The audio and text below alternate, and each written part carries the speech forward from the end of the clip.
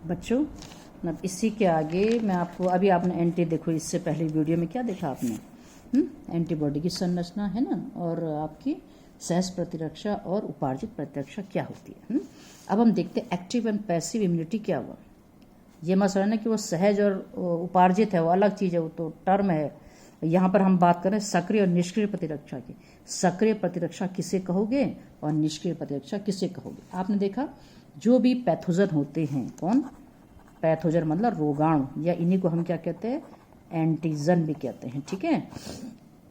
तो ये बाहरी जो एंटीजन का शरीर जब भी हमारा सामना करता है ना, तो आपने क्या देखा कि हमारा शरीर क्या बना देता है, एंटीबॉडी प्रतिरक्षी उत्पन्न करता है ना। तो इस प्रकार की जो प्रतिरक्षा है ना, वो सक्रिय इम्यूनिटी कहलाती है। मतलब सक्रिय इम्यूनिटी में क्या होता है बच्चों, कि जब कोई रोगाणु या एंटीजन या पैथोजन हमारे शरीर में जाता है तो हमारा शरीर क्या रिस्पॉन्स देता है कि उनको मारने के लिए क्या बनाता है, एंटीबॉडी। तो उसी एंटीजन के प्रति, फॉरेन पार्टिकल के प्रति आपका शरीर एंटीबॉडी जो उत्पन्न करे, इस प्रकार की प्रतिरक्षा एक्टिव इम्यूनिटी होती है ना।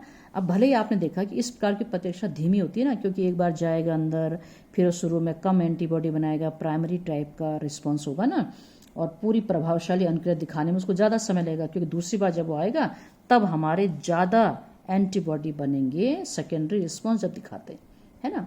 तो ये जो इम्यूनाइजेशन होता है इस प्रकार का, मतलब शरीर की जो एंटीबॉडी डेवलप ही तो हो रही है, एक प्रकार से सक्रिय है। तो इसमें कौन कौन उदाहरण आते हैं, जैसे आपने प्राकृतिक रूप से भी कोई पैथोजन हमारे शरीर में पहुंच जाता है तो सक्रिय इम्यूनिटी तो होती है हमारे शरीर में वो, या आप टीकाकरण करते हैं, बताओ टीकाकरण है ना, पढ़ेंगे आगे आगे हम। अभी इसमें जब हम टीका देते हैं तो टीका देना भी एक प्रकार से एक्टिव इम्यूनिटी को ही बढ़ावा देता है, क्योंकि टीके में तो हम रोगाणु ही तो डालते हैं, तो वे रोगाणु जो है अपने शरीर में एंटीबॉडी बना देते हैं। तो कुछ नहीं है, एक्टिव सक्रिय इम्यूनिटी वे है जब शरीर में किसी रोगाणु के प्रति क्या बनती है, एंटीबॉडी बनती है, उसको हम कहते हैं सक्रिय प्रतिरक्षा। ये बना रहा है शरीर एंटीबॉडी। दूसरे प्रकार की होती है पैसिव इम्यूनिटी। क्या है पैसिव में, शरीर बनाएगा नहीं इम्यूनिटी, है ना, शरीर क्या नहीं करेगा, इसमें कोई एंटीबॉडी नहीं बनाएगा, है ना, नो एंटीबॉडी, कोई प्रोडक्शन नहीं होगा एंटीबॉडी का। तो फिर क्या होगा, तो इस प्रकार की प्रतिरक्षा में शरीर निष्क्रिय रहेगा। अब आपको कि कैसे भाई, बिना एंटीबॉडी के कैसे हो जाएगी, फिर इम्यूनिटी कहाँ से हो गई है। इसमें क्या होता है ना, शरीर को डायरेक्ट एंटीबॉडी दिए जाते हैं बाहर से, कोई रोगाणु नहीं जा रहा है, सीधे सीधे क्या डाला जा रहा है बॉडी में, एंटीबॉडी हम दे रहे हैं। तो डायरेक्ट हमने एंटीबॉडी दे दी तो क्यों बनेगा शरीर में, है ना। तो शरीर ने कोई काम नहीं किया ना, तो ये हो गई पैसिव इम्यूनिटी, निष्क्रिय इम्यूनिटी इसको कहते हैं। आपने देखा माँ का दूध होता है ना, हम बार बार कहते हैं कि माँ के दूध के जब जन्म होता है बच्चे का, तो पहला वाला जो दूध पिलाते हैं जिसको हम कहते हैं पीयूष, कोलोस्ट्रम, क्या कहते हैं, कोलोस्ट्रम, कोलोस्ट्रम। ये पीले रंग का दूध होता है ना, सबसे पहला दूध, है ना, जिसको पुराने समय में कहते हैं कि फेंक दो, अरे यही तो सबसे ज़्यादा प्रतिरक्षा तंत्र डेवलप करता है बच्चे में, तो कोलोस्ट्रम कहते हैं उसको, कोलोस्ट्रम, पहला पीला जो दूध होता है ना तरल, या उसको पीयूष कहते हैं, है ना। तो इसी दूध में होती हैं बहुत सारी एंटीबॉडी प्रतिरक्षी, और ये बच्चा जब पीता है ना तो डायरेक्ट उसको एंटीबॉडी मिलती हैं। इसलिए तो बच्चे में, इसका कारण क्या है, बच्चे में इम्यूनिटी सिस्टम डेवलप नहीं होता शुरू में, तो यही जो कोलोस्ट्रम होता है ना, बच्चे का बचाव करता है रोगाणुओं से, क्योंकि इसमें डायरेक्ट एंटीबॉडी होती है। आप समझ गए ना। तो जन्म के समय दूध होता है तो कौन सी एंटीबॉडी होती है, वही वाली IgA वाली, ये एंटीबॉडी होती है इसमें बहुत अधिक मात्रा में, और यही शिशु की रक्षा करते हैं। तो लैक्टेशन जब होता है, दुग्ध श्रावण के शुरुआती दिनों में, ये कोलोस्ट्रम जो निकलता है इसी में एंटीबॉडी होती है। और कभी कभी तो गर्भ में जब बच्चा होता है ना, तो माँ के रक्त से जो प्लेसेंटा के द्वारा बच्चा जुड़ा होता है ना, तो इस प्लेसेंटा से भी कुछ एंटीबॉडी शिशु को मिलते रहते हैं। तो ये बेस्ट एग्जाम्पल है पैसिव इम्यूनिटी का। शायद क्लियर हो गया होगा। एक्टिव में शरीर बना रहा है एंटीबॉडी, पैसिव में डायरेक्ट एंटीबॉडी दिए जा रहे हैं। ठीक हो गया बच्चों। अब एक टर्म और आती है वैक्सीनेशन। क्या हुआ, वैक्सीनेशन एंड इम्यूनाइजेशन। इम्यूनाइजेशन ये किसे कहते हैं, टीकाकरण व प्रतिरक्षीकरण के, शरीर का प्रतिरक्षीकरण करना या टीकाकरण करना। तो टीकाकरण क्या होता है, आप देखिए, अब सब चीज़ के टीके लगते हैं ना आप पे, हम कहते हैं टाइफाइड का टीका, प्लेग का टीका, सब तरह के टीके लगते हैं।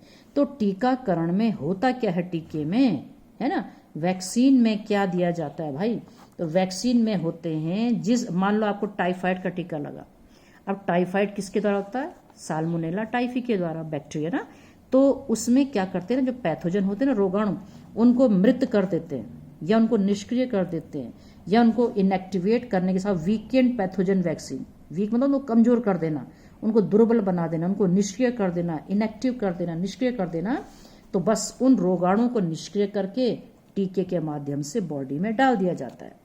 सोचिए आप, वैक्सीन से टीका को कोई दवाई नहीं है, ये वैक्सीनेशन कोई दवाई नहीं है बच्चों। वैक्सीन असल में मृत रोगाणु ही होते हैं। तो इन मृत रोगाणुओं को ये एंटीजन का काम करेंगे ना आपके शरीर में। तो यही जो आपके मृत जीवाणु हैं या रोगाणु है, वायरस कुछ भी, ये आपके शरीर में डाल दिए जाते हैं और इन्हीं के प्रति आपका शरीर क्या करता है, एंटीबॉडी बना देता है।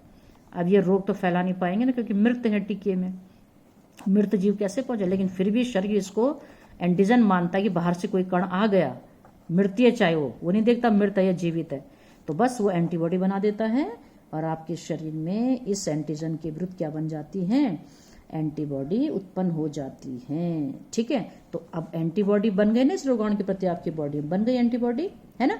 तो अब क्या हुआ, मान लो कभी, मैं उदाहरण दे रही थी खाली, साल्मोनेला टाइफी का आपने मृत करके आपके शरीर में डाल दिया, आपकी बॉडी में एंटीबॉडी बन चुकी इसके प्रति। ठीक है, अब क्या होता है, अभी मैंने क्या समझाया था, जो वैक्सीन में भी क्या होता है, जो आपकी जो टी और बी लिम्फोसाइट होती है ना, मैंने कहा था ना ये स्मृति वाली होती है, स्मृति इनका लक्षण होता है ना, मेमोरी सेल भी बनाते हैं ना, मेमोरी होती है इनकी बहुत ज्यादा, बी एंड टी लिम्फोसाइट की। तो जब यही रोगाणु दोबारा शरीर में आता है ना, यही रोगाणु जब दोबारा शरीर में आता है तो ये तुरंत पहचान जाती है, पहले भी आ चुका, भले ही मृत रूप में आया था, तो ये पहचान लेती हैं कि ये तो पहले भी आ चुका है, और तेजी के साथ अब क्या होने लगती हैं, एंटीबॉडी अधिक संख्या में बनने लगती है। वही चीज हो गई ना कि भाई इसमें सेकेंडरी रिस्पॉन्स तेजी से होता है ना, प्राइमरी कम होता है, शुरू में पहचानने में टाइम लगता है ना, लेकिन एक बार पहचान लिया, मेमोरी हो गई, तो दूसरी बार जब ये रोगाणु आएगा, जीवित भी चाहे वो आए, लेकिन एंटीबॉडी तो पहले से बनी है ना टीके में, टीके के द्वारा पहले ही एंटीबॉडी बन गई, हमने मृत डाला था, उसने एंटीबॉडी बना चुका है।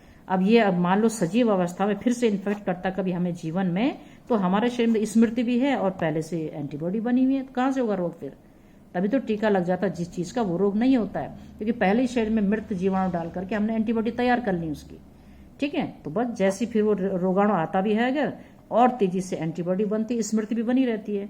तो इस प्रकार जो है क्या हो जाता है, जो वैक्सीनेशन होता है इसमें जो है क्या करती है, हमारे शरीर में ये वैक्सीनेशन के द्वारा जो एंटीबॉडी बनाता है वैक्सीन में उपस्थित एंटीजन के प्रति, तो ये हमारे शरीर को मतलब एक तरह से रोगाणु को क्या कर देती है, हरा देती है, बहुत तेजी से हमला करती है ना, फिर ज्यादा बनती है एंटीबॉडी, है ना। तो ये है वो, तो समझ गए।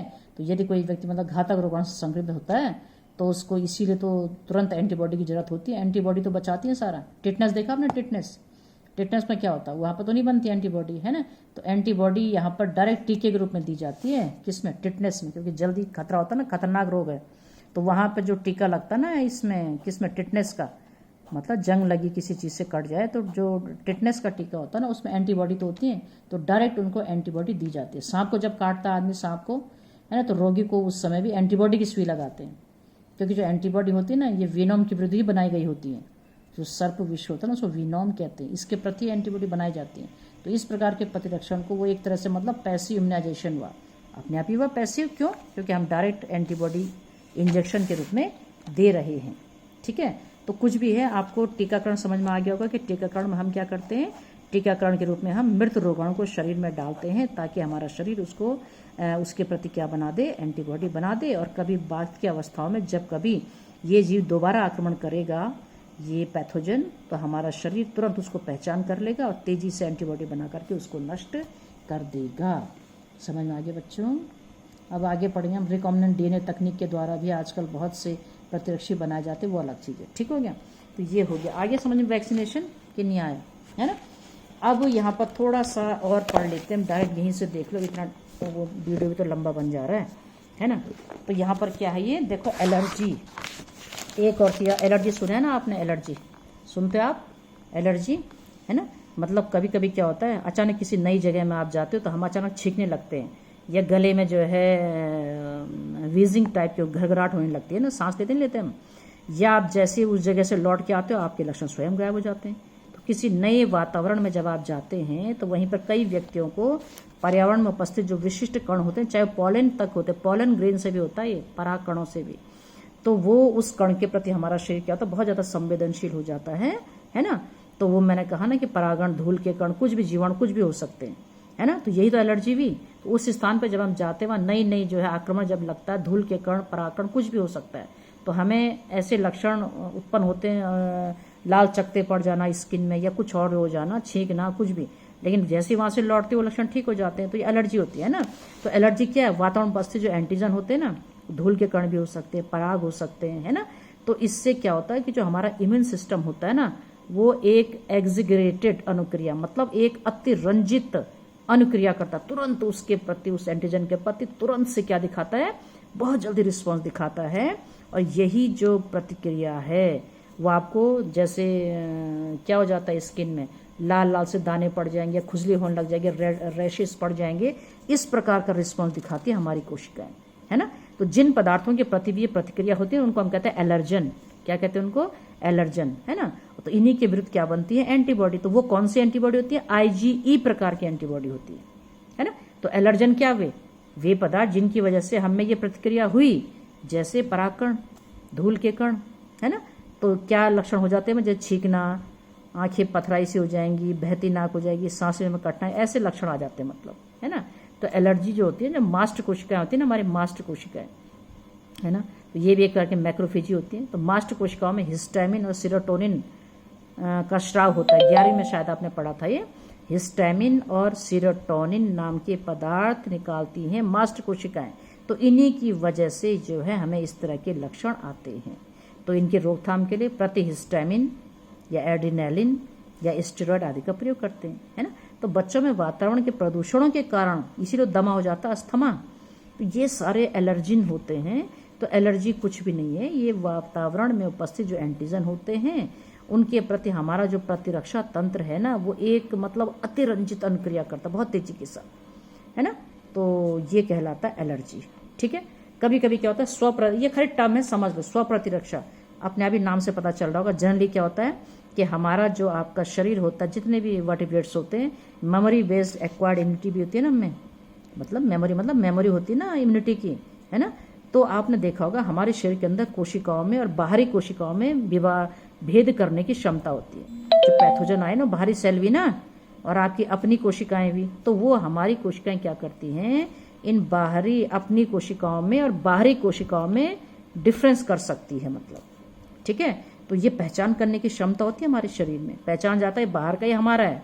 लेकिन कभी कभी क्या होता है ना बच्चों, कुछ आनुवंशिक विकार हो जाते हैं, है ना, या कुछ और भी अन्य कारण हो सकते हैं जिससे हमारा शरीर अपनी ही कोशिकाओं को हमलावर हो जाता है, उन पर अपनी कोशिकाओं को हमला करके उन्हें हानि पहुंचाता है, अपनी ही कोशिकाओं को हानि पहुंचाता है।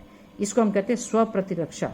ये भी स्व मतलब अपने आप क्या, है ना। तो रीमेटॉइड जो आर्थराइटिस होता है लोगों में, आमतौर पर उसमें ये देखा गया है कि स्वयं ही अपनी कोशिकाओं को मारने लगते हैं, ठीक है।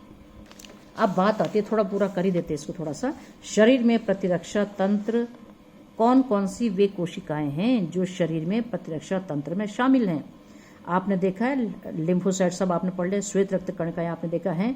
लेकिन क्या आप जानते हैं बच्चों, लिम्फॉइड ऑर्गन समझते हैं, लसिकाय अंग, है ना, जो लसिका होता है हमारा लिम्फ, और विभिन्न प्रकार के ऊतक, कोशिकाएं, घुलनशील अणु जैसे एंटीबॉडी, ये सब मिल करके बनाते हैं हमारा प्रतिरक्षा तंत्र। आप ये मत समझना कि प्रतिरक्षा केवल एंटीबॉडी आती है इसमें, नहीं। एंटीबॉडी से लेके, कोशिकाओं से लेके, कई ऊतक से लेके, कई लिम्फॉइड ऑर्गन्स, ये सब मिल करके क्या बनाते हैं, प्रतिरक्षा तंत्र बनाते हैं। और फॉरेन पार्टिकल को तो हमारा शरीर पहचान ही देता है, और उनको पहचान कर ही तो अनुक्रिया करता है ना। तो प्रतिरक्षा जो तंत्र होता है वो चाहे वह एलर्जी रिएक्शंस हो, स्व प्रतिरक्षा रोग हो, या अंगों का प्रत्यारोपण करना हो, इन सब में एक महत्वपूर्ण भूमिका इसी तंत्र की होती है। क्लियर हो गया बच्चों। अब कौन कौन से होते हैं लिम्फॉइड ऑर्गन, कहाँ पर हैं जो एंटीबॉडी बना रहे हैं। इन लिम्फॉइड ऑर्गन में लिम्फोसाइट की उत्पत्ति इन्हीं में तो होती है। आप समझ रहे, बार बार कहते हो लिम्फोसाइट। तो ये लिम्फोसाइट कहाँ बनते हैं भाई, लिम्फॉइड ऑर्गन में, तभी तो उसका नाम भी लसीकाणु है। लिम्फोसाइट को हिंदी में क्या कहते हैं, लसीकाणु, और लिम्फॉइड ऑर्गन लसीका अंग, ठीक है। तो वहीं पर इनका उत्पत्ति होती है, इनका मैचुरेशन होता है, इनका प्रोलिफरेशन होता है ना। कौन है वो अंग ऐसे जहां पर लिम्फोसाइट बनती हैं, तो याद रखिए बोन मैरो। कहाँ होता है बोन मैरो, अस्थि मज्जा आपकी हड्डियों के अंदर होता है, बोन मैरो, है ना। आपने थाइमस ग्रंथि पढ़ी थी, याद करो, है ना। थाइमस ग्रंथि में भी जो है एंटीजन सेंसिटिव लिम्फोसाइट होती हैं। परिपक्व जब मतलब ये कह लो कि शुरुआत में अपरिपक्व लिम्फोसाइट होती है थाइमस में। अपरिपक्व जो मैच्योर नहीं हुई है ना, तो बस परिपक्वन के उपरांत ही ये तब जाती है सेकेंडरी लिम्फॉइड ऑर्गन में, है ना। मतलब प्राइमरी लिम्फॉइड ऑर्गन जहाँ पर ये बन रहे हैं, इनकी उत्पत्ति हो रही है, जब ये बन जाते हैं तो रक्त में चले जाते हैं, वहाँ से सेकेंडरी लिम्फॉइड ऑर्गन में चले जाते हैं। स्प्लीन है, लिम्फ ग्लैंड है, लसिका ग्रंथियाँ हैं, आपके टॉन्सिल हैं, अपेंडिक्स है, ये हैं आपके सेकेंडरी लिम्फॉइड ऑर्गन, द्वितीयक लिम्फॉइड अंग बोलते हैं। यहाँ चले जाते हैं, बन रहे हैं आपके बोन मैरो में, तो बोन मैरो कोई आपका लिम्फॉइड ऑर्गन थोड़ा वहाँ बन रहे हैं, ये है ना, थाइमस में ये बन रहे हैं, तो बन करके तो रक्त में ही डालेंगी ना ये ग्रंथियाँ इनको, तो रक्त में जब ये आते हैं तो ये सेकेंडरी लिम्फॉइड ऑर्गन में चले जाते हैं, चाहे टॉन्सिल में चले जाएं, स्प्लीन में चले जाएं, लसिका गांठों में चले जाएं या अपेंडिक्स में चले जाएं। तो द्वितीयक लिम्फॉइड ऑर्गनों में लिम्फोसाइट क्या करती है, यहीं पर तो क्रिया करती है एंटीजन के साथ। जब बन जाती है लिम्फोसाइट तभी तो एंटीजन के साथ क्रिया करती हैं और बहुत अधिक मात्रा में उत्पन्न होकर के ये जो इफेक्टिव सेल होती है उनको ये नष्ट करने का काम करती है। अब अस्थि मज्जा एक प्रमुख लिम्फॉइड अंग है, ये देखो प्राइमरी ना लिम्फॉइड अंग यहाँ बन रही हैं, क्योंकि रुधिर कोशिकाएं ही तो लिम्फोसाइट बनाती हैं, उत्पन्न करती हैं। थाइमस ग्रंथि जन्म के समय बहुत बड़ा होता है इसका आकार, इसीलिए उम्र बढ़ने के साथ से इसका आकार घटता रहता है, क्योंकि जरूरत नहीं होती है फिर लिम्फोसाइट बनाने की, है ना। प्यूबरिटी की उम्र जैसी आती है तो आकार में छोटी होती जाती है थाइमस, क्योंकि वहां पर अस्थि मज्जा ही क्या करती है, मेनली लिम्फोसाइट का निर्माण करती है, उनका परिवर्धन यहीं पर होता है, मैचुरेशन होता है। तो एक तरह से वातावरण प्रदान करता है अस्थि मज्जा और थाइमस ग्रंथि। प्लीहा होता है ना, ये लिम्फोसाइट और भक्षकाणु ये रक्त में उत्पन्न होने वाले सूक्ष्म जीवों को फंसाते हैं। स्प्लीन यानी प्लीहा में जो लिम्फोसाइट और भक्षकाणु होते हैं ना, ये रक्त में उत्पन्न होने वाले जो सूक्ष्म जीव आते हैं उनको फंसा लेती हैं और उसको फिल्टर का काम करती हैं। तो प्लीहा में लाल रक्त कणिकाओं का भंडार होता है, प्लीहा में है। लसिका ग्रंथि तो छोटी ठोस होती हैं, तो ये लसिका तंत्र भिन्न भिन्न स्थायी, देखो लसिका गांठे सब ये इन जगह पर लसिका गांठे होती है, इन जगह पर लिम्फोसाइट इनके अंदर होती हैं। तो फंसे हुए एंटीजन जो होते हैं वो लसिकाणुओं के एक्टिवेशन और उनकी जो इम्यून रिस्पॉन्स के लिए जिम्मेदार होते हैं, कौन, ये लसिकाणु, है ना, समझ गए आप। तो ये जो है आपके क्या हैं, लिम्फॉइड। और कभी आता नहीं कि भाई लिम्फॉइड ऑर्गन के नाम बताइए, तो आप लिख सकते हैं, क्या क्या लिखेंगे आप, अस्थि मज्जा लिख लो, प्लीहा लिख लो, थाइमस लिख लो, ये सब क्या है हमारे, लसिका गांठे लिख लो, ये सब हमारे लिम्फॉइड ऑर्गन होते हैं। तो लिम्फॉइड ऑर्गन में क्या बनती हैं, लिम्फोसाइट, क्या बनती हैं, लिम्फोसाइट, तब ये रक्त में आकर के मुक्त हो जाती हैं, तब ये एंटीजन पर प्रहार करती हैं एंटीबॉडी बनाकर। ठीक हो गया बच्चों। तो ये थे हमारे जो रोगाणु आते हैं आपके शरीर में इतने प्रकार के, उन रोगाणु से लड़ने की हमारा जो इम्यून सिस्टम होता है, इसमें क्या क्या चीजें आती है ये आपने देखा। तो ये सब संक्रामक रोग ही हम पढ़ रहे थे सारे ज्यादातर ना। अब हम कुछ ऐसे रोगों के बारे में पढ़ेंगे, नेक्स्ट डे पढ़ेंगे इसको हम, कैंसर और एड्स जैसे रोग। कैंसर, और कैंसर कोई संक्रामक नहीं है, ठीक है, या एड्स भी आपका कोई हवा भोजन के द्वारा नहीं फैल रहा है, ठीक है ना। इनको हम पढ़ेंगे, तब आगे आपके पास बचता है ड्रग और एल्कोहल। ये तो खुद भी पढ़ लो तो अच्छी बात है, ड्रग और एल्कोहल, है ना। ड्रग मतलब शराब जो होती है, क्या क्या होते हैं ड्रग और क्या क्या इनका सेवन किया था। आजकल तो ड्रग पर इतना चल रहा है, आप टीवी में देख रहे हो रात दिन, तो वही ड्रग है सारी, है ना। तो क्या प्रभाव पड़ता है इनका, कुप्रभाव क्या है, तंबाकू पीने से क्या हानियां होती हैं, है ना। एल्कोहल में क्या ड्राइविंग कैसे की जाती है, क्या उससे कोई नुकसान हो सकता है एल्कोहल पीने से, शराब पीने से। व्यसन क्या है, किशोर अवस्था में क्यों व्यसन लग जाता है ना, रोकथाम नियंत्रण कैसे करेंगे।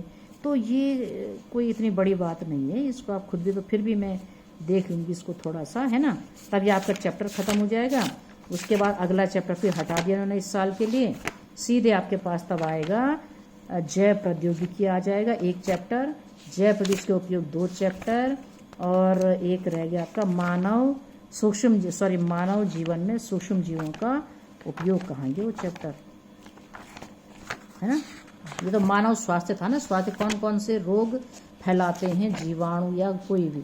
एक है आपका सूक्ष्म जीवों का उपयोग मतलब मानव हित में, एक वो चैप्टर बचा हुआ बस आपका ना। मतलब तो कितने चैप्टर हो गए भाई, 3 चैप्टर हो गए फिर, तो 3 चैप्टर आपके बचे हुए हैं अभी, ठीक हो गया। तो 3 ही चैप्टर, क्योंकि पिछला इकोलॉजी तो पढ़ा ही चुकी हूँ, तो 3 ही चैप्टर बचे हैं। और जब ये ख़त्म हो जाएगा ना, जितनी जल्दी हो जाए अच्छा है, फिर मैं एक एक चैप्टर करके आपका टेस्ट लेती रहूँगी। जहाँ पर कोई प्रॉब्लम है फर्स्ट चैप्टर से लेके आप पूछते रहिए क्या क्या यहाँ पर परेशानियाँ हैं। ठीक हो गया ना? तो ये हो गया आज का ख़त्म।